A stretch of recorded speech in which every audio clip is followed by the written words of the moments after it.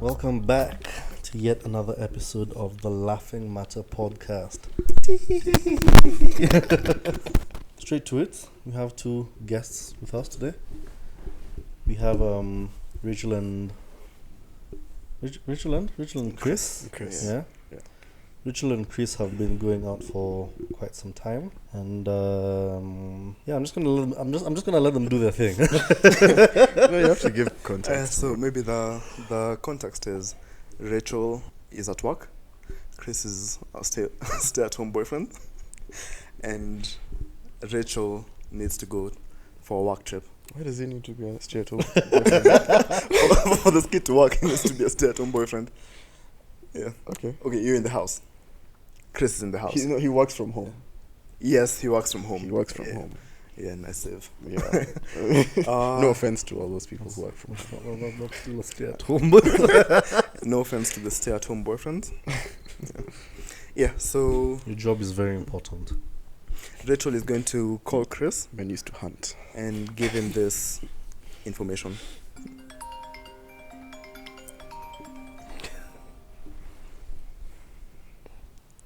Hello. Hello. Hi, babe. Hi. How's your day been? It's just okay.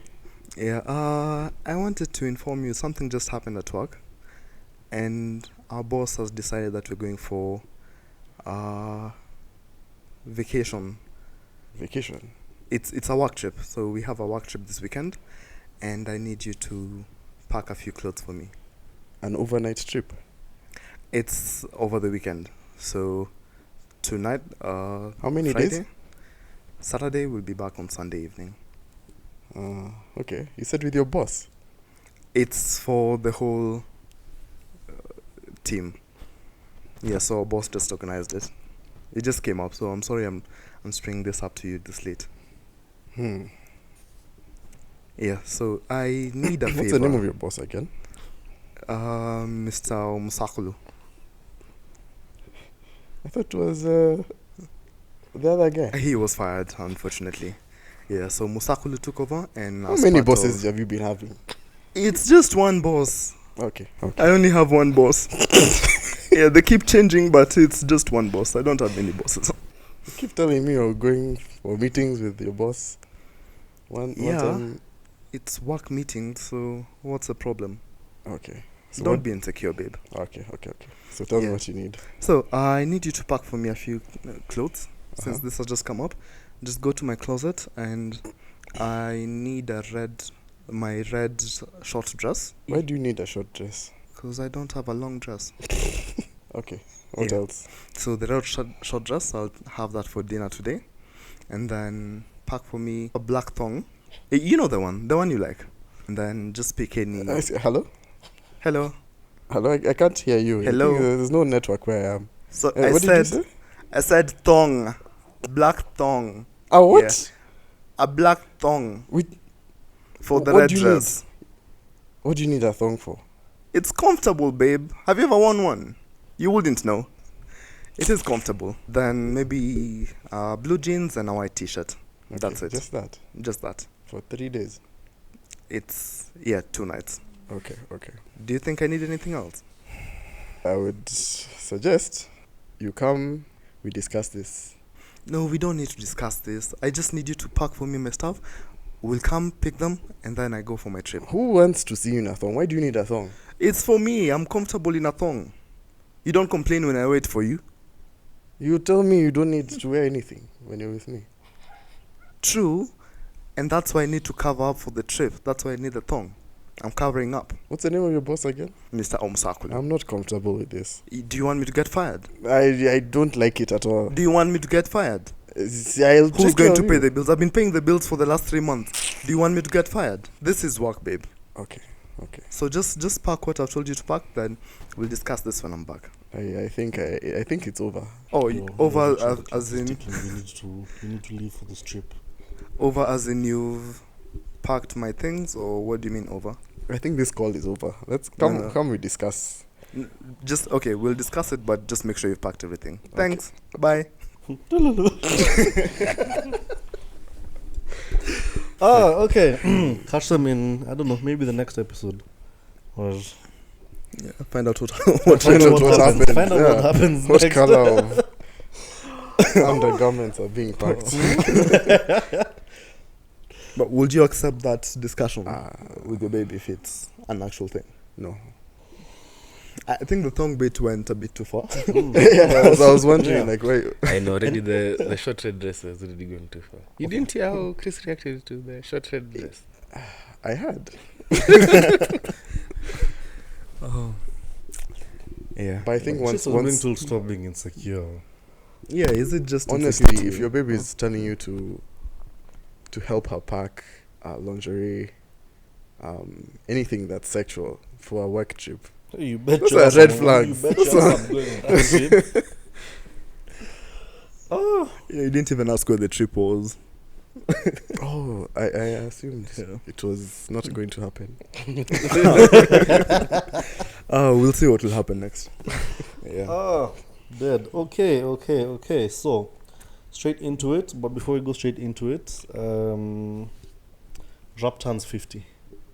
Rap music and hip hop music turns 50. Just thought you guys should know that, and I just wanna pay homage to songs like "Rapping for Jesus." Mm. If you guys haven't had that one, go check it out. Banger. Okay, straight into it. What would you guys say has been your most awkward or most uncomfortable club interaction? Whether it's with someone of the same gender or the opposite gender. I think for me, it's been like those bouncers who always want something. You know, like they treat you like your boys. Then they're like, so you can make a lunch. Bro, it's 11 p.m. Where do you want lunch? And it's funny, it's always lunch. Yeah, exactly. Mm. Yeah. Interesting. But doesn't that happen to us, like, with everyone you interact with nowadays? Like, honestly, it does. But you know, it's a space where you don't expect, okay, at that time, someone to ask you. You know, mentally, you're not prepared. In other situations, you are. Okay. Yeah. Maybe they've just seen an opportunity. This guy huyu jamaa amekunywa sana. I can Mm, swindle him off some cash. Swindle some cash off of him. I guess so. maybe. I think I've had such interactions, not almost every time I go out. Because usually get like one bouncer who just takes care of your group. They bring you chairs, tables if you need them. So for them particularly, I usually don't mind if I just send them something small. Kachai, kutoa baridi. Yeah, just as a small gratitude. Yeah. So they improve our experience with the tables and whatever's without having to hustle through the club life. But yeah. Anyway, we don't even club now. That much these days. We've gone out once this year. No, we're party animals, but now what are you talking about? See you guys at Deja Vu next week. It's hey, Try another one. Okay, fine. Mercury. it was close as well. Yeah, Mercury is also close. Yeah. What do we have? All of them are just closing, yeah?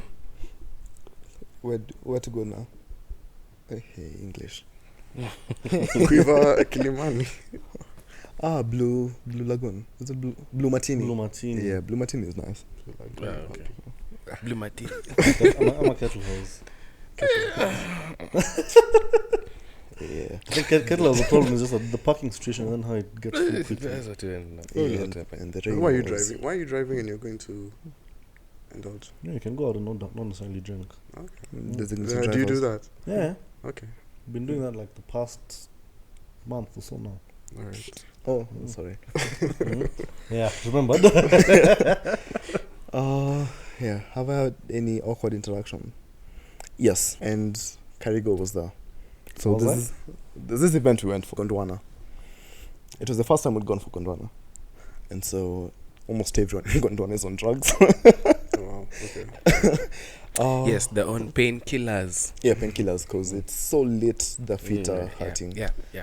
Yeah, then we go to the front because the set, I don't remember the DJ, but the set was amazing at this particular point. So we go to the front to vibe with the with the DJ. Then there were some two dudes who clearly subscribe to the LGBTQ.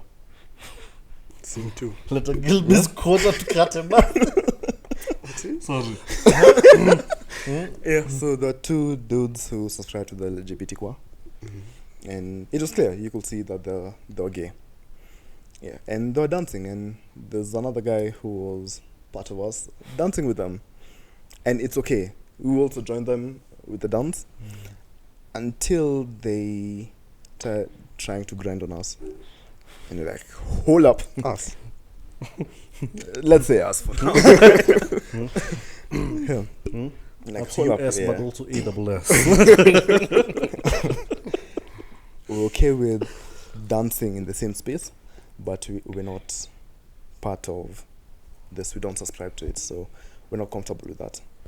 They were very okay with it, but I think it just changed. So did you The just mood. like walk away, Yeah. or you told them, okay, I'm not? Why are you saying I? We. So first you'd step back and just push them aside, and they were very aware of themselves. Okay. So they're like, if you're not okay with it, then we don't have to do that. I'm like, yeah, I'm not okay with it. Oh, we are not okay with it. Yeah, but it really changed the mood from then on. And I think maybe 30 minutes after, we just left the whole thing. Yeah, we went back to our seats and dashed after like 30 minutes or so. So I'd say that's the only awkward one I've had. Okay. Yeah. That's on a scale of averagely awkward to very awkward. I think that's very awkward. Probably. Yeah. Yeah. Albert. But I think that's how you know you're attractive. And you pull both genders. Well, let me tell you, by the way, if you can't pull both, So points. But now they're like 100 genders. So you can pull No, one but of them. that isn't gender. It's- because yeah. Gender and then orientation. Because gender in this case, if you can pull. I don't know. That conversation is really hard for me. I don't understand it. But anyway, for us, if you can pull like the ladies and then gay guys, then you're attractive. So now imagine if you're only pulling the gay guys. You'll just be forced to switch. hapa sasa, Kwingine ni kugumu. let's go where it's easy. Mine was in the distance. Yes. So almost similar, but in the distance. And I didn't even know it was happening. So I was with two other friends, two other lady friends. So they said, look, you're being checked out by that table. Or the table had, gay guys. So, look, you're being checked out. I was like, okay. So it's Ox now. Now that I know. If I was oblivious, then I'm like, whatever. But now that I was told, I was like, oh man, are these jeans too tight? Oh no. Then I feel like covering up. I'm like, no. Dang, these muscles, I can't hide Dang them. it. Oh man. I think that's the most awkward one. But like I said, if I was not told, then I'd have been oblivious. Then it shouldn't have been awkward. Maybe a not so close second was just sometime at somewhere in Westlands. So I was the designated driver. Someone was just chilling with my water and 2 Red Bulls. And a random guy was coming, started telling me, you know, Mazi, as men, we have to stick together. I was like, my guy, I don't even know you. Yeah. You're my guy. May know you. You're my friend. I was like, who? Hapa? I was like, he just go along the story. Like, yes. I think that's the most awkward one. Then the problem is that, now when people are lit, sometimes come and talk to you here. So you're smelling all of it. Mad. Yeah, I think that would be a close-ish second. You said when you said this jeans too tight, or like you can imagine how big Booty Man feels. I forgot to add the clip Yeah. Yeah, I need to show Big Booty Man is his alter account on TikTok. So just go to TikTok and search Big Booty Man. Or to be specific, Big Booty Running Man. What? And you'll see him. Madness. I think, aside from the one you shared, because that was a joint experience, honestly, for me, I feel like when you notice you've been checked out by other chicks and you've gone out with someone else, with another lady, I normally find it very uncomfortable. Why are you noticing? Because I'm observant. No. Men are oblivious. We never notice these things. So why are you noticing? Like, you're sitting down one moment, you're having her, and you look up, you see this partner is looking at you, and then, yeah, you chill. You're like, yeah, it's probably nothing. You look up again, they're looking at you. If you look up like a third time, they're looking at you, but they're talking to a friend while looking at you, and you're like, I might have something in my teeth. Normally it's one of those things that kind of makes you question, like, am I there's something wrong with me today? And whatnot, only to realize, it's like, maybe you're just good looking. But let me ask, is it safe to assume that every time when they're looking at you because they're interested? That's what I said. You never know exactly what it is, and I think that's a problem, because you don't know why they're looking at you. Women need to be more clear. I think Shoot your shot with your chest. It's also it shows that guys have had it easy. Just imagine women, what they go through every single day when men stare and don't change their gaze. Which you Oh, say sorry. This reminds me of a story. Men have had it easy because they don't have those awkward moments where they're being stared at. It's just once in a while. What you call the male gaze. Exactly. Yeah. So I think just the fact that almost everyone here has had a taste of that. Now you understand what they go through. I'd say maybe when it comes to stares, we've had it easy, but when it comes to flirting and hitting on like the baby you're interested in, they've had it easy, way easy. Women don't know how to katia. Yeah, they don't know how to katia, but they're. But the point I was putting across is that being on the receiving end can be quite uncomfortable. Of gazes. Yes, gazes, you're being katiwad. Pause. Yeah. Okay. I think Karigo disagrees. Doesn't agree with He doesn't agree with women don't have game. Oh, Mengizo box, tell us. People out here speaking on my behalf, eh? No. It sounded like he had a story. Maybe what I can add to that is that it's easier for them. Like if a girl approaches you and she's attractive, maybe you didn't see her at first, but the moment she hits on you, then you will take it up if you're interested. So they just need to show up. Okay. In most cases. Sekilantu, yeah. So in short, it's mostly a confidence game. As long as you have the confidence to show up. But then again, because it's also a situation of, you're not used to ladies shooting their shot. Guys are used to, she's not going to shoot her shot, you won't get complimented, you won't this and whatnot. So when they do and they come at you with some certain lines, you're just like, wow, what is this new feeling? So would you count that as an awkward moment you've had, out? Yeah. Okay. So because I'm sitting there, I'm just like, am I actually being hit on?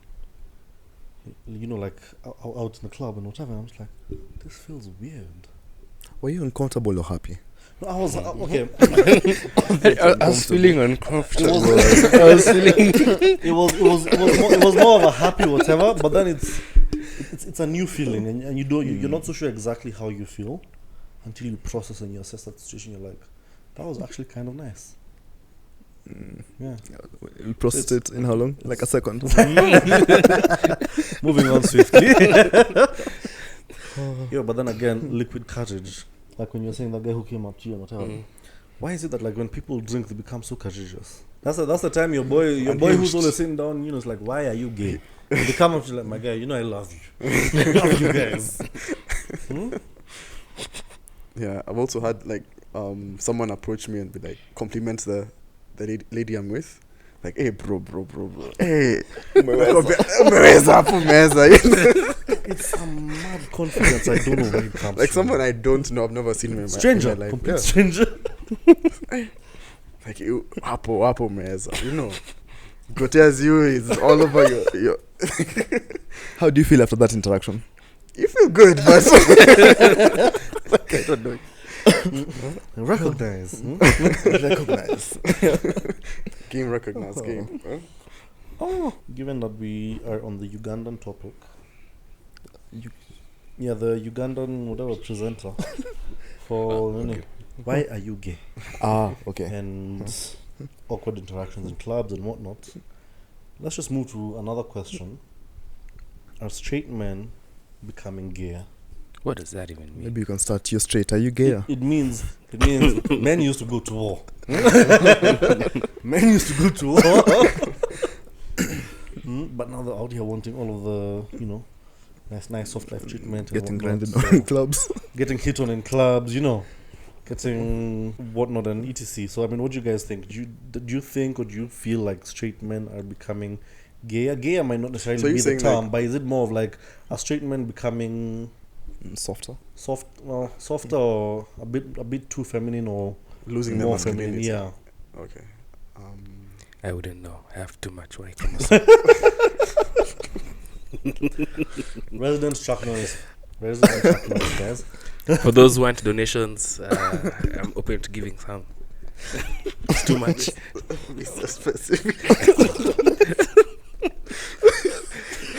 HD. Where's what's on you need it. Sorry, go ahead. I think definitely men these days don't understand the masculinity part fully. I've seen like a few groups that are really trying to, sit down, figure out what it means to be a man. But definitely, like, if you look out there, we've taken our seats and we've taken the back seat actually in steering the ship.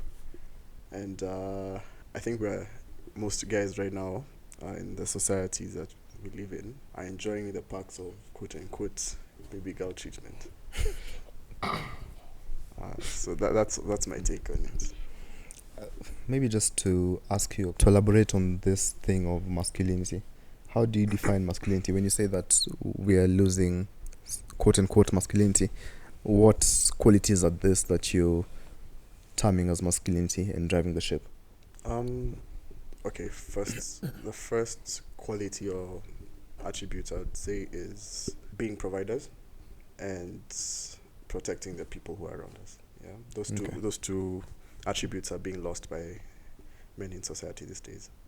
I don't think most men are providing, or rather, like, you'd see women taking up the role of providing more, and also like just you'd see groups of ladies like just doing their own thing, going out together. You don't see like a man taking care of them, like being the sort of quote unquote protector in that situation. Like, I feel like as much as yes, I do believe we're supposed to be providers and protectors.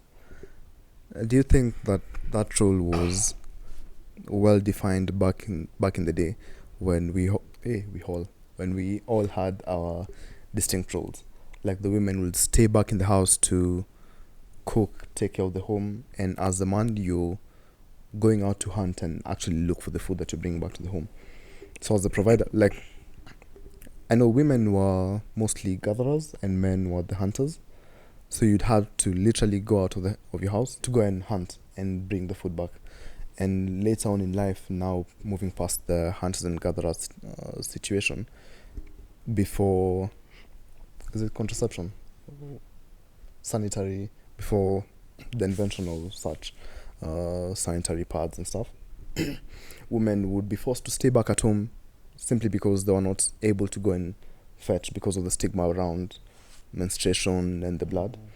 Then after this was invented, that's when women started taking up more roles in like the corporate world, started being able to take care of themselves, start providing for themselves. So do you think that we need to, this is just a question, do you think that we need to also accommodate the fact that they're able to provide for themselves and they don't necessarily need men to provide for them? Yeah, definitely. It's not that they are depending on men to provide, but men aren't going out of their way to do it. You know, like as a man, you don't have to be asked to take care of the lady you're with. You do it naturally. Yeah. So I feel like that natural instinct of let me give to this woman, let me do things for her, all that stuff is what's being lost. I would look at it. I think part of the problem is, I don't know if it's feminists or like negative feminists. Radical. Yeah, let's go with radical. Like viewing all male traits negatively. So like whatever male traits you have, they're viewed negatively. So men move towards the being Softer. yeah, less assertive, less dominant, because you'll be viewed negatively and told, you're part of the patriarchy, you're a bigot, you're a Toxic masculinity. toxic masculinity, and just like parts of being a man. So like even like letting boys just fight like children, like boys, like us guys. Okay, for me, when I was young, me and my cousins used to beat up. We used to beat each other. Hey. We used to beat each other.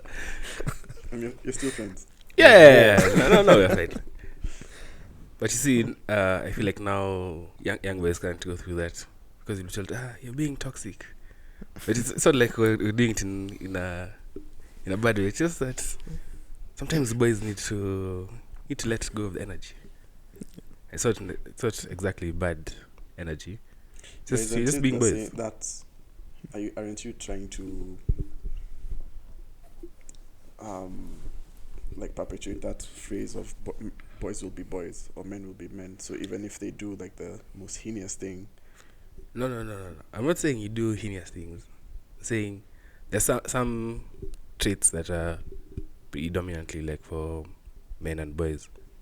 So if a boy keeps doing something, not something bad, now like that's example which might not be a good one, of like me and my cousins fighting. It wasn't real fighting, it was just like recreating wrestling and whatever, blah blah blah, those like playful fighting. So if you're not allowed to do that, you're being told that you're just making that look very negative, then it's not helping in the long run, if that makes sense. So in that part, you're letting boys be boys. Okay. No, not in like the negative of like bullying and going to the extreme, but like the things that boys do. Like boys should go and play in the mud. I usually feel like there's a fine line between just boys being boys and it being very reckless and dangerous. Like for instance, when I was growing up, as a boy, just being a boy, I would do a lot of dumb shit. That tracks. Idiot. So I'd do a lot of dumb shit to the point that I broke my hand like 5-6 times. I broke my neck. And there's a point where both my hands were broken. They're in a slings. Yeah, I think yes, boys would be boys. Primary but school, yeah, all of them were in primary school. I think I finished like Yours is extreme. It's not mine was extreme. That's extreme end. Yeah, so I think I finished it in 2006 when I broke my neck. Then I was given a stern warning by the doctor, so I had to slow down. But just letting, I think it really helped me growing up. My bones strong, I have no idea. But insurance premiums must be high. back in the day, yes. And luckily enough, my folks had insurance back then.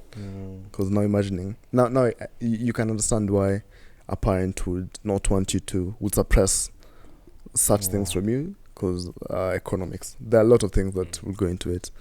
But yeah, let boys be boys. If they don't kill themselves, they'll they'll be good.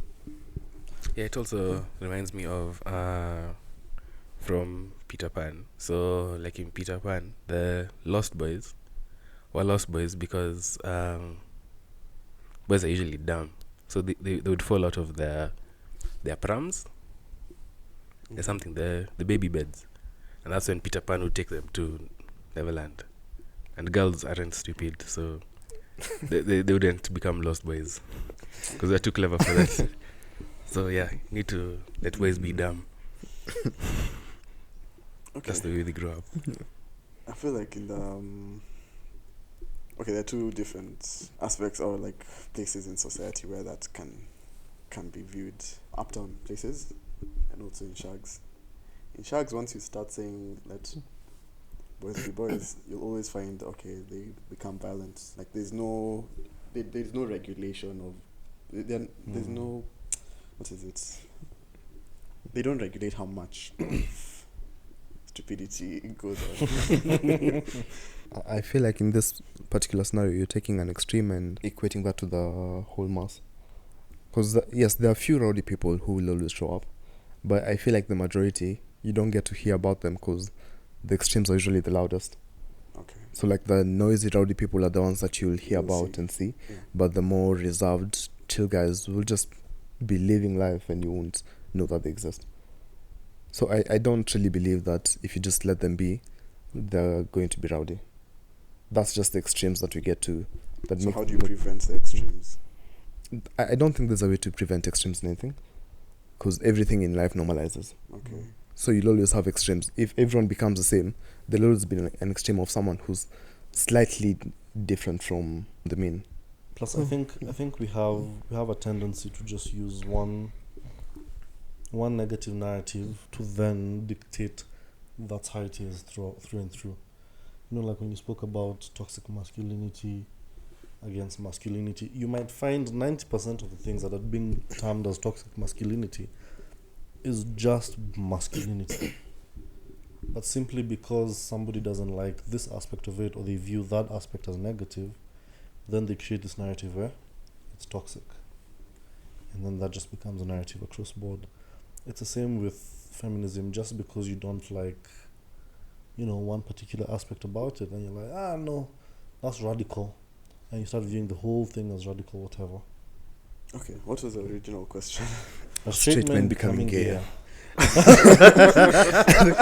Maybe what I understood with that question at first was, as straight men, we express ourselves a lot more. Yeah. The term gayer is just used loosely. For bands, by the way. Yeah, it's just for bands.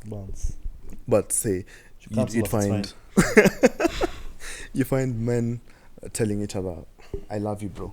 No homo. No homo. Yeah. So I think that's what I was picking from the topic at first, and I think if we say that is being gay, then I'd say yes. I think we're becoming more expressive as men, but I'm just going to caveat this. I'm speaking about the people that I know and the circles, and it might be different if you... Y chromosome. Except Chuck Norris. I'm speaking about a very different population. So there are those who would not subscribe to the same. But I think for us, we're more expressive to each other. Hardly, but it's more than in the past. So if that's gay, then why are we gay? Because I love you, bro. No homo. But yeah, I kind of agree with that sentiment in the sense that yes, we are more expressive.